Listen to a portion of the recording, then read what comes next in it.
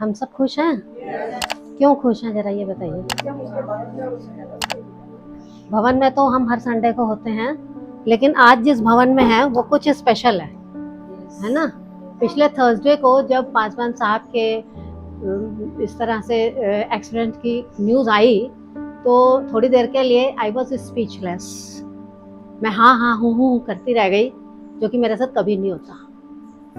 Worst to worst situations में हम गए हैं, वर्स्ट टू वर्स्ट, लेकिन स्टैंड रहते हैं, उसको सुनते हैं और उसके बाद आगे उस पर जो एक्शन होता है वो करते हैं। लेकिन कुछ सेकंड्स के लिए मेरे साथ ऐसा हुआ था, उसके बाद I was in my senses.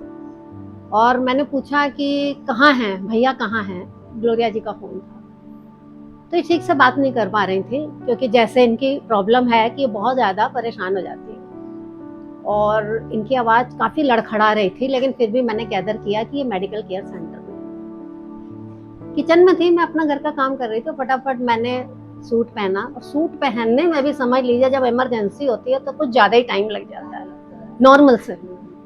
Com करने की मेरे में हिम्मत नहीं थी, ना इतना टाइम था। मैंने वैसे ही क्लचर लिया और पीछे बांधा और इमीडिएटली मैं मेडिकल केयर गई। वहाँ पे इनके स्टिचेस लग रहे थे, ये इमरजेंसी में थे। बाहर जो बंदा खड़ा था उसने कहा नहीं इतने सारे जने मत आइए, आप बाहर ही रहिए। लेकिन हम भी थोड़े ढीठी प्रकृति के हैं, वो जैसे इधर उधर हुआ हम अंदर चले ही गए। और जब मैंने भैया को देखा तो इनका काम हो रहा था, थोड़ी सी मैं हिम्मत हार गई, लेकिन फिर मुझे लगा नहीं, परमेश्वर इनके साथ है। क्योंकि जिसके साथ परमेश्वर नहीं होता ना, वो तो एक बार गिर के उठ भी नहीं सकता। एक मामूली से धक्के से अगर आप गिर गए ना, तो आपको 4 आदमी चाहिए उठाने के लिए। और उसमें जो व्यक्ति अपने आप उठता है और अपने आप ड्राइव करता है और घर आता है, ये बहुत बड़ी बात है, बहुत बड़ी बात है। और मेरे दिल में अंदर से आवाज निकली कि परमेश्वर तो उनके साथ है। और मैंने इनको कहा भी, जब ये पीजीआई के लिए रवाना हुए तो मैंने कहा गॉड इज विद यू। बिल्कुल दिल की आवाज थी, अंदर की आवाज थी, और वो सच थी। इधर उधर की बना के कही गई बातें इधर उधर की जो होती हैं वो इधर उधर होती हैं, लेकिन जो बिल्कुल कहना चाहिए कि बिल्कुल ऑथेंटिक बात होती है वो बहुत थोड़ी होती है और बिल्कुल सच होती है। उस दिन यही निकला था मेरे मुंह से। और पहले तो मैं बैठ भी गई इनके साथ पीजीआई जाने के लिए कि मैं चलती हूँ, तो लेकिन फिर मुझे एकदम याद आया कि मेरी तो गाड़ी यहीं खड़ी है और मेरी मेड घर पे थी। मैं उसको बोल दिया था मैं जा रही हूँ, तुम घर में अंदर से बंद कर लेना और काम कर। तो वो कितने समय तक घर के अंदर रहेगी भाई, उसका फोन भी खराब है, कैसे क्या करेगी। मुझे उसका घर भी नहीं पता कि मैं उसके यहाँ से जाके अपनी चाबी ले लेती। खैर मैं फिर उतर गई, तो मैंने कहा तुम चलो, मैं अभी बाद में आऊंगी। तो इस तरह से ये सब चीजें हमें ये सिखाती हैं कि हमें कभी भी अपनी जिंदगी में, कभी भी, पहली बात तो यह कि परमेश्वर के नाम से हमें अलग नहीं होना है। क्योंकि हर परिस्थिति में उस समय ना हमारे साथ, कहते हैं ना, कोई भी नहीं होता है, हम बिल्कुल अकेले होते हैं। और उस समय अगर हम परमेश्वर के साथ हैं, वो हमारी सुधि लेता है और वो हमको हर वर्स्ट टू वर्स्ट सिचुएशन से फाइट करने के लिए तैयार करता है और उसको आगे संभालता है। फर्स्ट साइड तो मैं भी देख के काफी परेशान सी हो गई। फिर मैं घर आई, उसके बाद फिर मैं शाम को आई और फिर अगेन रात में भी आई थी। मैं 9:30-10 बजे का टाइम होगा जब मैं आई थी। हॉस्पिटल से आ गए थे तो मुझे हर्षा ने बताया कि आंटी पापा आ गए हैं। मैंने कहा अच्छा मैं आती हूँ। आके जब मैंने इनको देखा तो मुझे बड़ी राहत मिली, क्योंकि सुबह वाले देखने में और रात वाले देखने में there was a very vast difference. पूरा सर इनका पट्टी वट्टियों से बना था, उसने सब खोल दी और सब बिल्कुल काफी ठीक थे। तो बल्कि इन्होंने मेरे से, और मेरा बेटा भी आया था, ऑफिस से आया था, तो मैंने कहा चलो मिलाते हैं, ये वैसे तो फिर मिल ही नहीं पाएगा। तो बड़ी नॉर्मल सी बात की। फिर मेरे मुंह से निकला wish you very speedy recovery. और मैं आप लोगों को सच बता रही हूँ, मैं ऐसे कभी किसी से कुछ नहीं कहती, ना मैं कभी के लिए किसी के लिए इतना ज्यादा कंसर्न होती हूँ, ना इस तरह की फोरकास्ट करती हूँ, ना इस तरह की बातें करती हूँ। लेकिन जिसके लिए भी करती हूँ वो फिर रंग ले आती हैं, क्योंकि मैं ऊपर के मन से कभी कुछ नहीं कहती। कोई लोग होते हैं ना, जिसको देखा उसी के संग हो लिया, हाँ सब रो रहे हम भी रो दिए, सब हंस रहे हम भी हंस दिए, सब चल रहे हम भी चल दिए। I am not one of that. मेरा जब बिल्कुल अंदर से दिल की आवाज आती है ना, मैं उस समय वो काम करती हूँ, वो काम बड़ा इफेक्टिव होता है। तो इसमें सिर्फ और सिर्फ परमेश्वर की महिमा है उसका प्यार है। हम लोग कहते हैं एक मिनट के लिए मन में आता है, अगर परमेश्वर ही हमारे साथ था तो हमारे साथ ऐसा क्यों हुआ भाई, वो हमको बचा भी सकता था, लेकिन नहीं, वो हमको स्ट्रॉन्ग करता है, हमको सिखाता है। वैसे परमेश्वर तो किसी की परीक्षा लेता नहीं है, ये परीक्षा शैतान से हमारी, परमेश्वर की नहीं होती। परमेश्वर कभी के, लेकिन कितनी बड़ी बात है, इसमें कुछ भी हो सकता था। 2-4 हड्डियां तो यूं ही टूटनी बड़ी मामूली सी बात थी, ब्रेन में ब्लड क्लॉटिंग हो जानी बड़ी मामूली सी बात थी, बहुत होता है और आदमी निपट जाता है। लेकिन उसने इंटरनली बिल्कुल जैसे कहते हैं ना, एक शील्ड लगा दी इनके चारों तरफ। जो भी हुआ कम दुखदाई नहीं है, लेकिन सुपरफिशियल, यहाँ खरोच लगे ठीक हो जाएगी, यहाँ टांके लगे ठीक हो जाएंगे, लेकिन अगर इंटरनल डैमेज हो जाता है वो ठीक नहीं होता है, बहुत मुश्किल होता है। तो हम इतना परमेश्वर का धन्यवाद करते हैं। उस दिन रात में जब इसने बताया जीता ने कि आंटी वो ब्रेन का सीटी स्कैन हुआ है, सब नॉर्मल है, और जब मैं घर आई हूँ तो ग्लोरिया जी की हालत बहुत ज्यादा खराब थी। आप लोगों ने शायद बाद में देखा होगा, लेकिन मैंने इनको बिल्कुल फर्स्ट उसमें देखा, बोल नहीं पा रही थी, पलंग पे बिल्कुल ऐसे आधी गिरी पड़ी लेटी। मुझे देखकर बहुत ही ज्यादा रोई। होता है ऐसे, जब हम किसी अपने को देखते हैं तो हम अपने आप को संभाल नहीं पाते। तो मेरे मुंह से एक ही निकला, मैंने कहा देखो सामने यीशु मसीह की फोटो इनकी अलमारी पे बनी हुई है। मैंने उस दिन फर्स्ट टाइम इनके अंदर देखा, क्योंकि मैं ज्यादा, मेरे नेचर नहीं है, मैं किसी में ज्यादा इंटरवीन नहीं करती, जहां तक मेरा है मैं वहीं तक रहती हूँ, उसके बाद चली, लेकिन जब नीड होती है देन आई गो इन। तो मैंने कहा अगर ये बैठा है ना तो ये किस दिन के लिए है ये, और इसी ने आपके पति को संभाला है। कितनी बड़ी बात है यार, वो गाड़ी चला के घर आए ऐसी टूटी फूटी रोड में, जिसमें मेरे जैसी तो सीधी चलती गिर जाए। 4 फुट की वो वैसी रोड है, 2 फुट खुदी हुई है, और उसमें भी किसी का बांस पड़ा है, किसी का लोहा पड़ा है, किसी की बल्ली पड़ी है, क्योंकि कंस्ट्रक्शन तो चलता ही रहता है 12 महीने। तो सीधे चलना मुश्किल है, और गाड़ी चला के लाना इतनी बुरी हालत में बहुत बड़ी बात है, बहुत बड़ी बात है। तो मैंने इनको चलते हुए कहा, थोड़ी सी शांत हुई, मैंने कहा उनको कुछ नहीं, ये आज उसका वादा है हमारे साथ, और ये बिल्कुल ठीक हो जाएगी, और आप अपने आप को संभालिए, उठिए, खाइए पीजिए, उनके लिए भी कुछ तैयारी कीजिए जो हॉस्पिटल में गए, और अगर हॉस्पिटल जाना है तो मुझे बता दो, मैं मेरे साथ चले जाऊंगी। फिर खैर इन लोगों ने ऐसा कुछ मैसेज दिया नहीं, तो फिर मैं भी नहीं गई। तो जब तक हम किसी के साथ कंसर्न नहीं हैं, कितने लोग होते हैं मौका प्रस्त, आज हम ठीक हैं, they will come to you, they will ask you, they will greet you, लेकिन when you are in trouble वो सबसे पहले यूं करते हैं, अरे रे रे रे रे अब तो फंसे, अब कोई और देख लेगा ना, दिस इज वेरी बैड।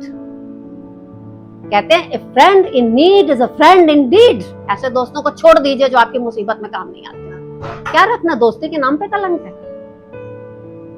और जो आपके साथ उस समय स्टैंड लेता है, उस समय आपके साथ है, वही वो दोस्त है जिसके साथ आप आगे बढ़िए। और ऐसे लोग बड़े कम होते हैं, बड़े कम होते हैं, आप टिप्स गिन लीजिए, हजारों लाखों में 2-4 होते हैं, भीड़ नहीं होती। क्योंकि हमेशा हमारे पादरी साहब कहते हैं कि कभी भी भीड़ में काम नहीं होता, काम बहुत अकेले होता, आइसोलेशन में। कोशिश करें कि हम लोग एक दूसरे के साथ, जितने भी हम लोग यहाँ पे आते हैं, थोड़े हैं ज्यादा हैं, एक दूसरे से कंसर्न रहें, एक दूसरे के दुख को अपना दुख समझें, एक दूसरे के साथ स्टैंड लें। जब हमारे साथ कोई अपना आके खड़ा होता है तो हमारा वैसे ही दिल बहुत बड़ा हो जाता है, और हमको लगता है अब मैं ठीक हो जाऊंगा, अब सब सही है। लेकिन जो सबसे बड़ा है वो है हमारा ऊपर जो बैठा है परमेश्वर। बस हमेशा हमको ये लेके चलना है, हमेशा अपने हार्ट को इतना प्योर रखना है, क्योंकि वो बहुत पवित्र है। ये सबसे खतरनाक बात है, वो बहुत मतलब कहना चाहिए इतना ज्यादा प्योरीफाई है। तो ये कोई बहुत हमारे लिए गुड न्यूज नहीं है, ये बड़ी खतरनाक न्यूज है कि अगर हम उसके टक्कर के नहीं है तो वो हमसे फिर मुलाकात नहीं करता। तो अगर हमें उसके पास उसके अपनी दोस्ती बनानी है, हमको भी वैसा ही प्योर होना है, वैसा ही सही होना है, तभी हम उसके पास खड़े हो सकते हैं। नहीं तो इम्प्योर का प्योर से कोई मैच नहीं होता। तो हम भी अपने अंदर इतनी शुद्धता लाएं। इंसान है, जितना कर सकते हैं उतना तो करें ही। वैसे तो सभी दुख सुख भोगी हैं, शैतान के उसमें है, पूरा वर्ल्ड जो है वो सैटनिक पावर के अंडर में, सब बातें सही है। लेकिन उसके बाद भी एक हमारे अंदर बैठा है जो हमको इन सब बातों से अलग होने के लिए हमेशा बताता है कि तुम इन जैसे नहीं हो, तुमको अलग होके चलना है, तुमको वो करना है जो दूसरे नहीं कर रहे हैं। और अगर हमारे अंदर ये वाली फीलिंग को हम लेके चलते हैं, जैसे अभी भैया ने कहा कि प्रेम प्रेम धीरजवंत है, प्रेम कभी डिगता नहीं है, प्रेम कभी डगमगाता नहीं है।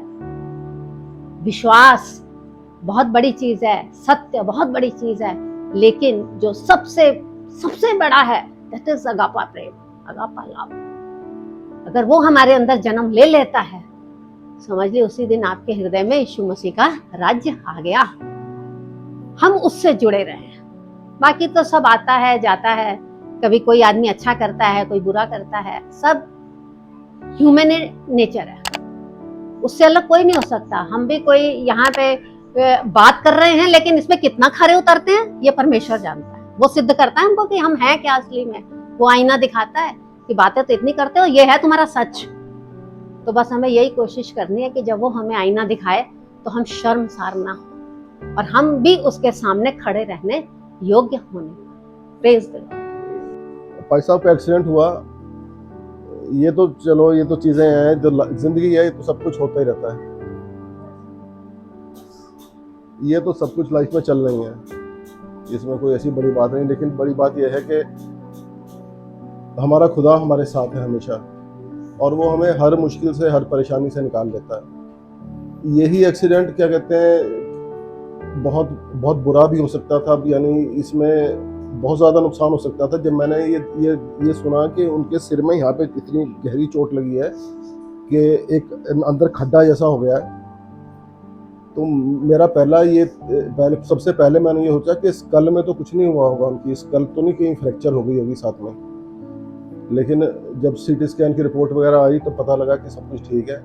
तो यही सबसे ज़्यादा खुशी की बात है हमारे लिए कि क्या कहते हैं, ये तो लाइफ है, तो सब कुछ चलता ही रहता है। एक्सीडेंट होना तो आजकल बहुत आम सी बात है, क्योंकि ट्रैफिक इतना ज़्यादा है और सब कुछ हौच पौच है बिल्कुल ट्रैफिक में।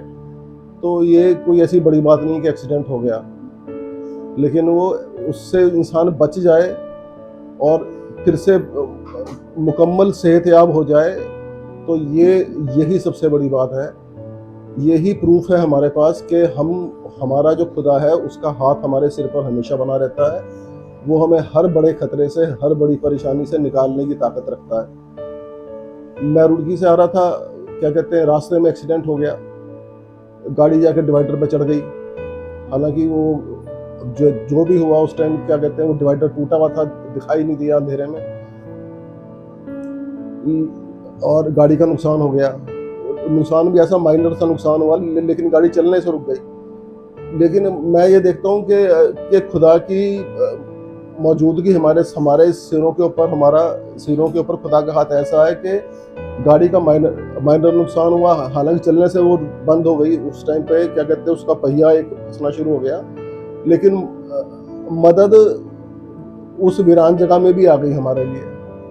हमारे को जानने वाले वहाँ पे भी पहुँच गए, और वो गाड़ी भी हम दो लोगों ने मिलकर रिपेयर कर ली, और हम लोग वापस, मैं और मेरी घरवाली दोनों वापस आ भी गए। तो ये है कि हमने हमेशा ये देखा है कि खुदा का जो हाथ है वो हमारे सिरों पे हमेशा है। इसलिए इन छोटी छोटी बातों से डरना और घबराना ये हमारी जिंदगी में नहीं होना चाहिए, और हमें इन चीज़ों को फेस करने के लिए तैयार रहना चाहिए कि ये सब कुछ होना है और हम इस चीज़ को फेस कर सकते हैं, हमारे अंदर इतनी ताकत है। क्यों भाई साहब, मैं ठीक कह रहा हूँ? मैं दोनों बहनों की गवाही से और शेयरिंग से बड़ा मुतासिर हुआ, मतलब क्या कहते हैं, इम्प्रेस या प्रभावित हुआ हूँ, जो उन्होंने बताया कि खुदा का प्यार जो है वो हमारे साथ हमेशा है।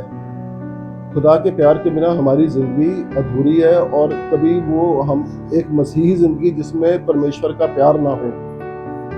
मैंने मसीही भी ऐसे देखे हैं जो क्या कहते हैं, फना हो जाते हैं, जो कहलाते हैं मसीह, और वो ऐसे एक्सीडेंट्स में, ऐसे चीज़ों में ख़त्म हो जाते हैं बिल्कुल वो लोग। लेकिन हम लोग शुक्र करते हैं उस खुदा का अपने कि हम महफूज रहते हैं। खुदा की मोहब्बत जो है वो हमारे ऊपर बहुत बड़ी है। उसका हाथ हमारे सिरों के ऊपर ऐसा है कि हम किसी भी परेशानी से बाहर निकलने की ताकत हमारे अंदर है, और वो ताकत हमें खुदा से मिलती है। मैं थोड़ी सी शेयरिंग करूंगा आपके साथ, मेरे साथ जरा कोई पढ़ दे। यूहन्ना की इंजील उसमें से 13 बाब और 34 वर्स।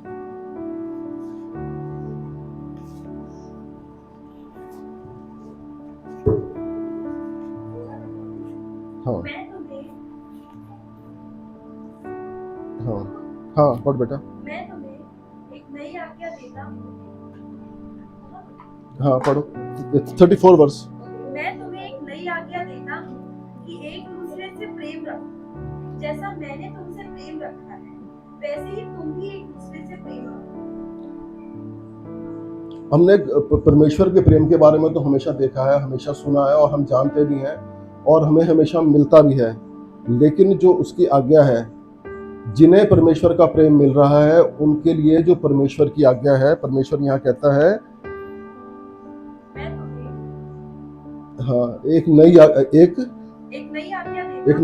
देता हूँ। एक नई आज्ञा जो परमेश्वर हमें दे रहा है, खुदावंद यीशु मसीह दे रहा है, परमेश्वर का बेटा हमें दे रहा है। वो क्या दे रहा है कि एक दूसरे से प्रेम रखो। एक दूसरे से, कलीसिया में एक दूसरे से प्रेम होना बहुत जरूरी है, क्योंकि ये यीशु मसीह की आज्ञा है। और कलीसिया में आपस में अगर हमारे अंदर प्रेम नहीं है, हम एक दूसरे की कदर नहीं करते, हम एक दूसरे की फिक्र नहीं करते, हम एक दूसरे की प्रॉब्लम्स में उनके साथ खड़े नहीं होते और हम एक दूसरे का हाल हमेशा नहीं पूछते हैं और एक अपने आते हैं, चर्च चले आए और अपने खत्म हुआ चले गए, हम एक दूसरे से बात तक नहीं करते। तो ये ना एक बहुत ज़्यादा बुरी बात है।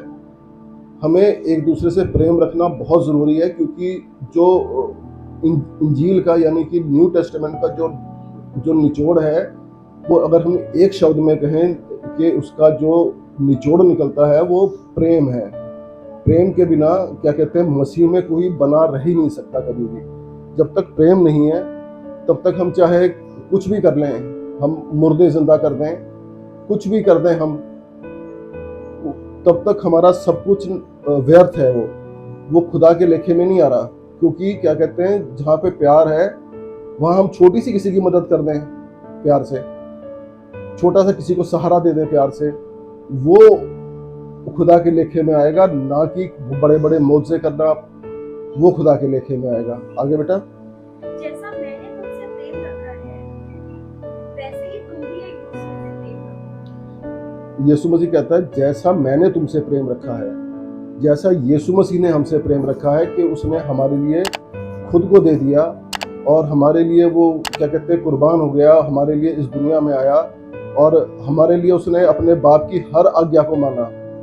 यहाँ तक कि बाइबल में लिखा है कि यहाँ तक उसने क्रूस की मौत भी सहली, हमारी खातिर सहली। वो हमसे ऐसा प्यार चाहता है कि हम आपस में एक दूसरे से ऐसा प्यार रखें।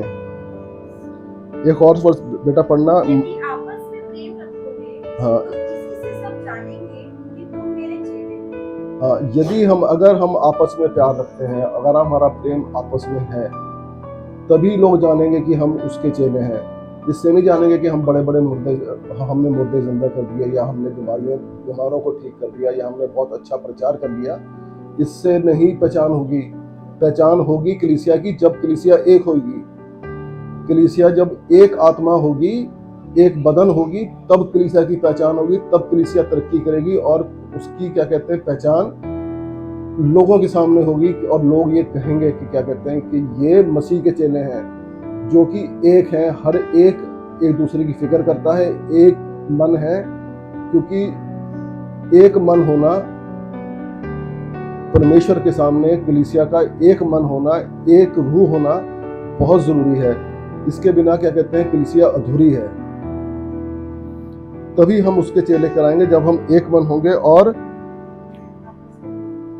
आपस में एक दूसरे से मोहब्बत रखेंगे।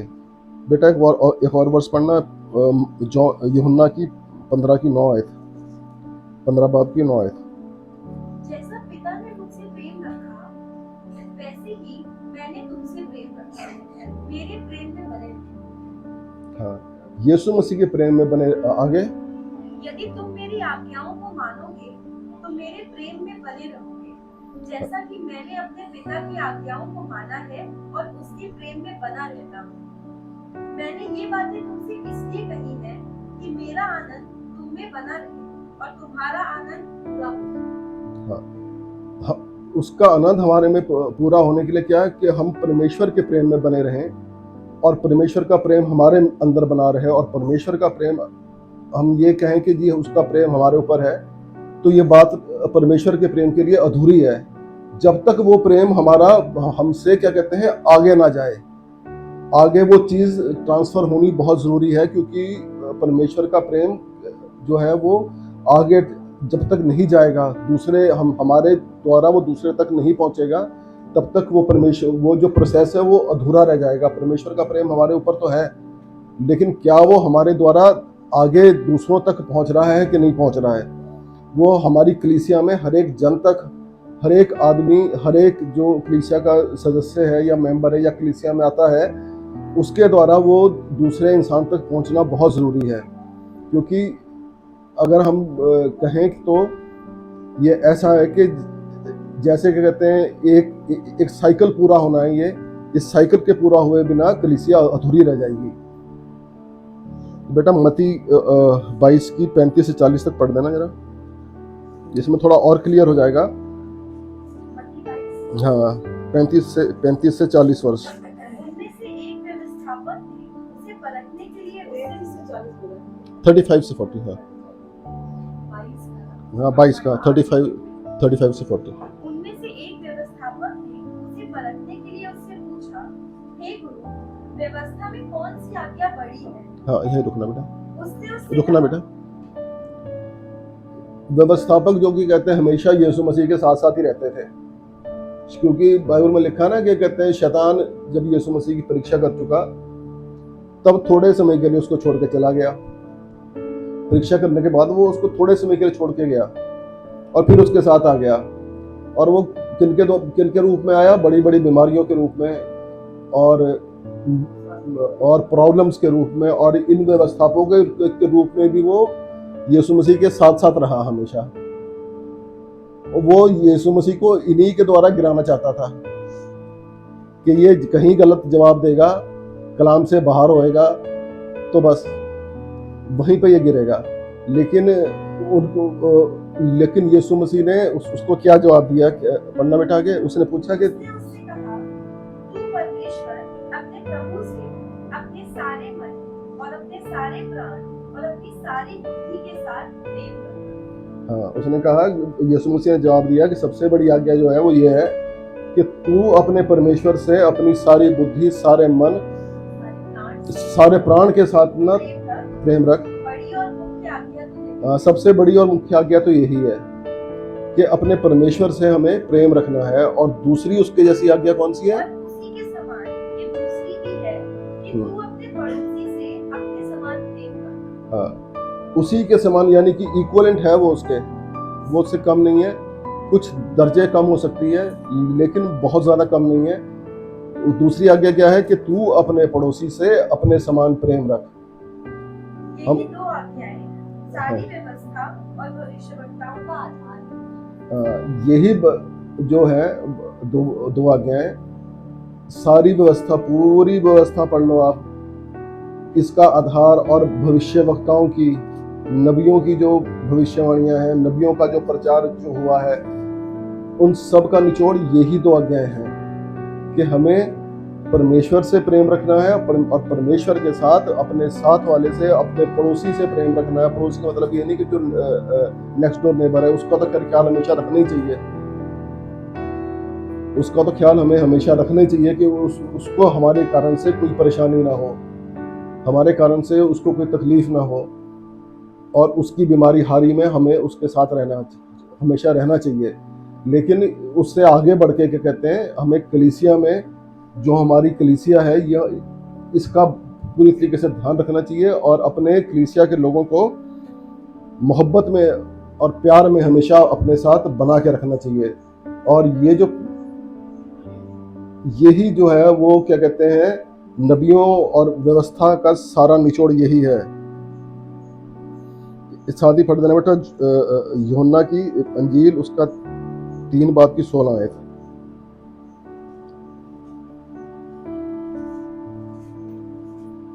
क्योंकि परमेश्वर ने जगत से ऐसा प्रेम रखा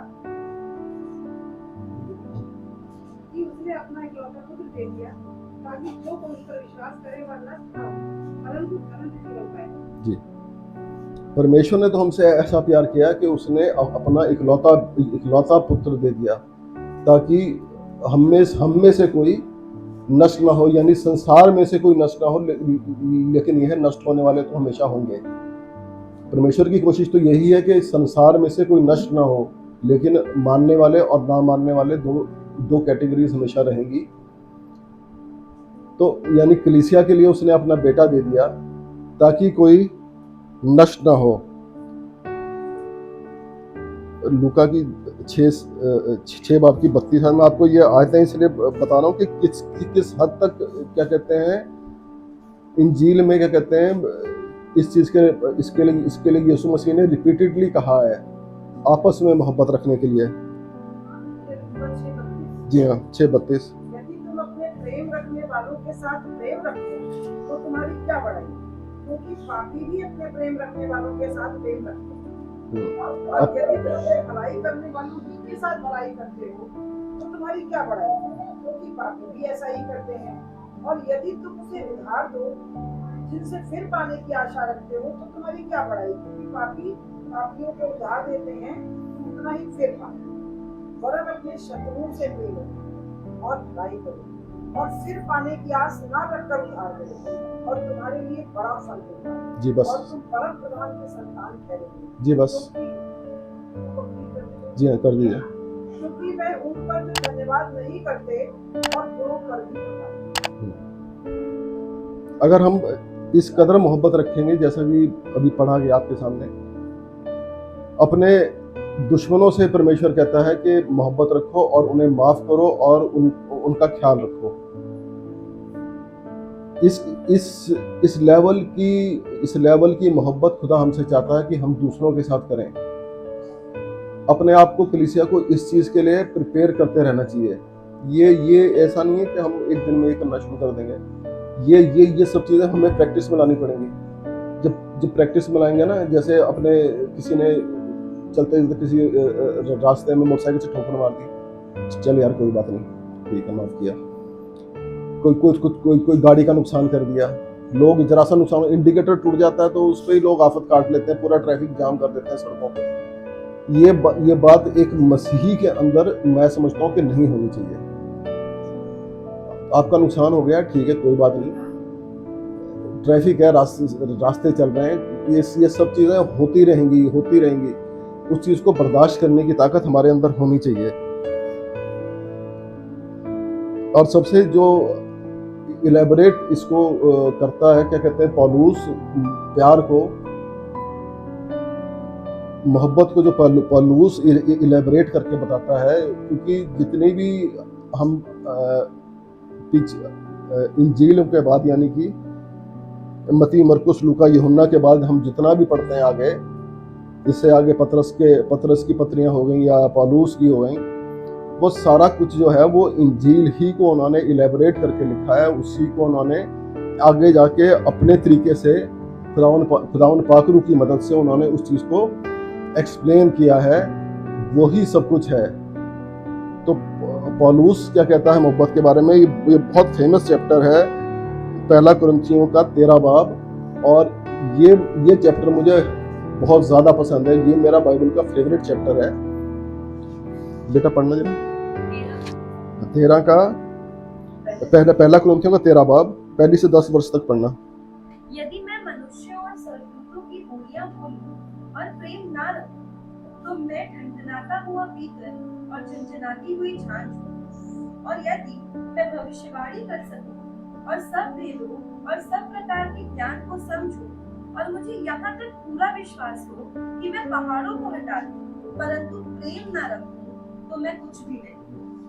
यदि मैं अपनी संपूर्ण संपत्ति कंगालों को खिला दूं या अपनी देह जलाने के लिए दे दूं और प्रेम न रखूं तो मुझे कुछ भी लाभ नहीं। प्रेम धीरजवंत है और कृपालु है। प्रेम दाह नहीं करता, प्रेम अपनी बड़ाई नहीं करता और फूलता नहीं। वो अनरीति नहीं चलता और अपनी भलाई नहीं चाहता, झुंझलाता नहीं, बुरा नहीं मानता।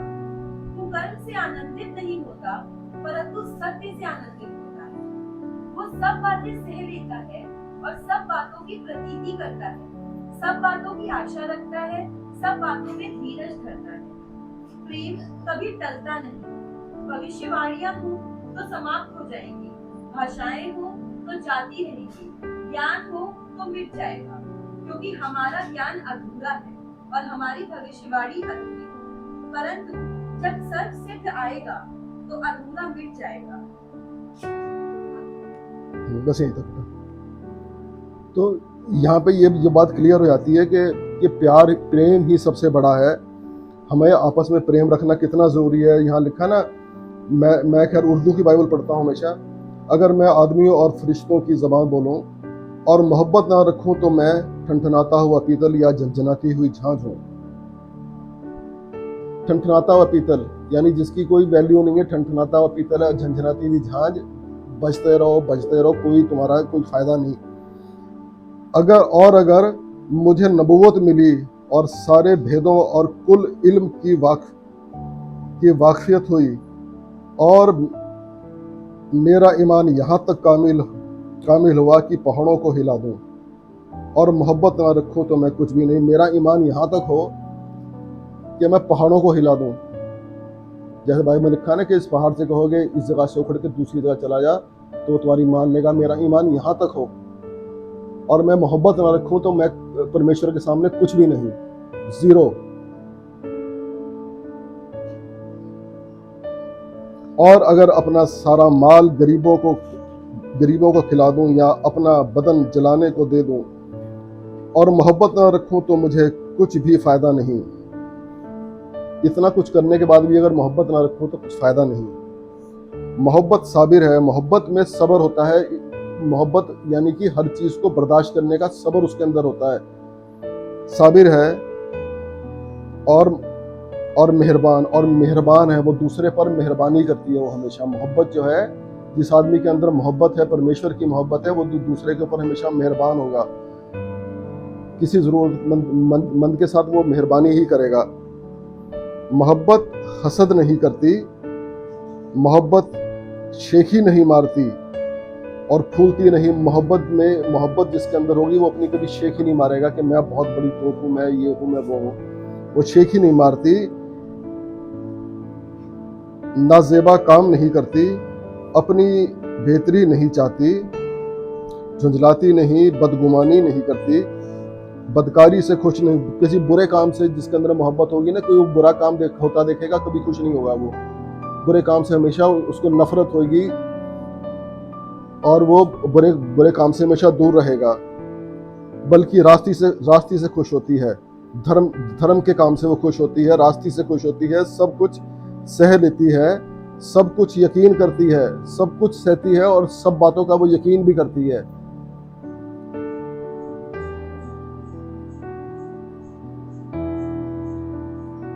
सब बातों की उम्मीद रखती है। वो मसीह में सब चीजों की उम्मीद रखती है।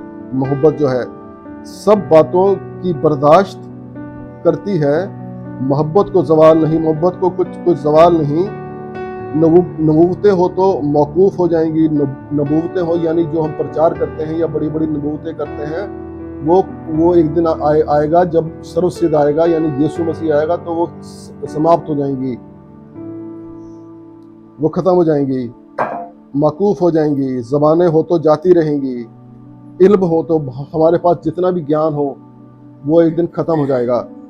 इल्म हो तो मिट जाएगा, क्योंकि हमारा इल्म नाकिस है। हमारा इल्म जो है वो नाकिस है यानी किसी उसका कोई फ़ायदा नहीं है, वो इनकम्प्लीट है। जो हमारा इल्म है, हमारा इल्म किसको लेकर? परमेश्वर को लेकर। जो हमारा इल्म है, जो हम समझते हैं कि हम परमेश्वर को जानते हैं, वो नाकिस है, क्योंकि परमेश्वर जो है वो अनलिमिटेड है।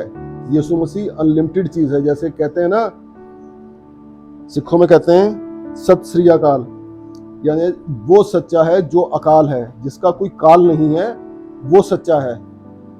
वैसे ही वही चीज़ यहाँ पर है कि जो जिसकी कोई लिमिट नहीं है, हम उसको नहीं समझ सकते इस जिंदगी में, क्योंकि क्या कहते हैं हमारी नबूवत लेकिन जब कामिल आएगा तो नाकिस जाता रहेगा। जब कामिल आएगा जब यीशु मसीह आएगा तब तब नाकिस जाता रहेगा। जो हमारी अंदर की कमी है, जो हम परमेश्वर को नहीं पहचान सकते, जो हम उस अनलिमिटेड को नहीं जानते हैं, वो जाता रहेगा। और क्या कहते हैं, जब कामिल आएगा, जब यीशु मसीह आएगा तो हम उसको पहचानेंगे और हमारी उसकी मोहब्बत और हमारी मोहब्बत दोनों एक हो जाएंगी। और हम क्या कहते हैं, मसीह में हमेशा के लिए मसीह के साथ हो जाएंगे। बेटा इसकी लास्ट वर्स भी पढ़ देना, 13 वर्ष। पर अब विश्वास, आशा, प्रेम ये तीनों स्थायी हैं और हाँ। इनमें सबसे बड़ा प्रेम है। आशा, विश्वास और आशा, विश्वास और प्रेम। आशा, विश्वास और प्रेम। यहाँ उर्दू में लिखा है गरज, ईमान, उम्मीद और मोहब्बत, ये तीनों दायमी है, ये स्थायी है। ये चीजें आशा, विश्वास और प्रेम, जो हमारी आशा है, जो हमारा विश्वास है मसीह के ऊपर या खुदा के ऊपर, ये स्थायी है। लेकिन जो क्या कहते हैं, ये सब एक दिन खत्म हो जाएगा, क्योंकि जब मसीह आ जाएगा तो ना तो फिर आशा रहेगी, ना विश्वास रहेगा, क्योंकि वो तो आ ही गया। तो अब विश्वास कहाँ रहा? जब वो आ जाएगा, जब हम उसके साथ ही रहना शुरू कर देंगे, तो विश्वास और आशा खत्म हो जाएगी। लेकिन जो प्रेम है, प्रेम हमेशा रहेगा, क्योंकि यीशु मसीह का प्रेम जो है वो हमारे लिए बहुत बड़ा है। और खुदा बाप का प्यार जो है वो हमारे लिए बहुत बड़ा है, जिसने कि अपना इकलौता बेटा हमारी खातिर कुर्बान कर दिया। और कुर्बान ही नहीं किया, यहाँ तक आके बात नहीं खत्म होती, उसने कुर्बान किया और उसको हमारी खातिर फिर उसने जलाया, जिंदा किया। और बात यहाँ पे भी नहीं खत्म होती, फिर उसने स्वर्ग पे उठाया और उसने हमारे लिए एक मददगार भी भेज दिया।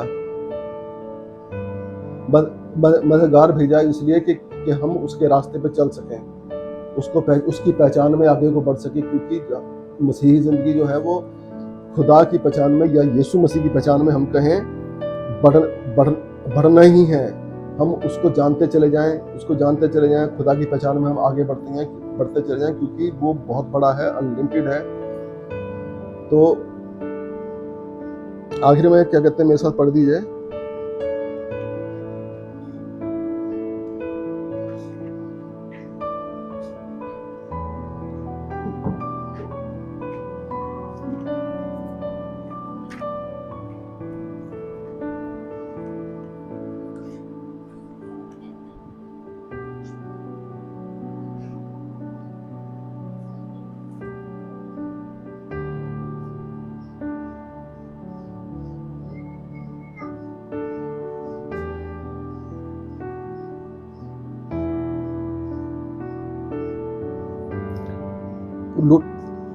लूका की 6:36 आयत पढ़ देंगे।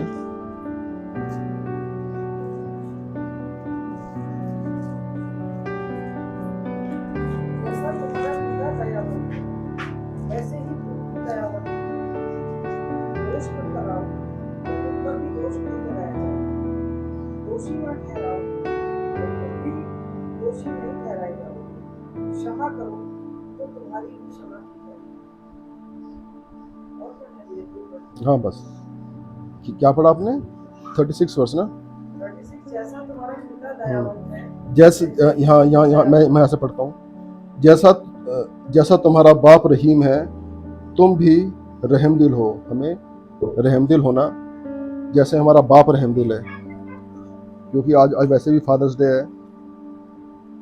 हमारा बाप जो है वो रहमदिल है। हर बाप अपने बच्चे के लिए रहमदिल होता है, उसके लिए हर तरह की मुश्किल को बर्दाश्त करता है और हर तरह की उसके लिए चीज़ का अरेंजमेंट करना, उसकी पढ़ाई का ध्यान रखना, ये सब कुछ हर एक बाप करता है। लेकिन हमारा बाप जो है वो हमारे पे हद से ज़्यादा रहमदिल है, जो कि हम अपने बच्चों के ऊपर नहीं हो सकते हैं। हम अपने बच्चों पे उतने रहमदिल कभी नहीं हो सकते जितना कि हमारा बाप है। इसलिए हमें भी अपने बाप की तरह रहमदिल होना बहुत ज़रूरी है। हमें दूसरों पर रहम करना, दूसरों से मोहब्बत करना, अपनी कलीसिया के साथ, अपनी कलीसिया में मोहब्बत के साथ रहना, अपनी कलीसिया का ध्यान रखना, अपनी कलीसिया के लोगों का ध्यान रखना, ये बहुत ज़रूरी है। Praise the Lord.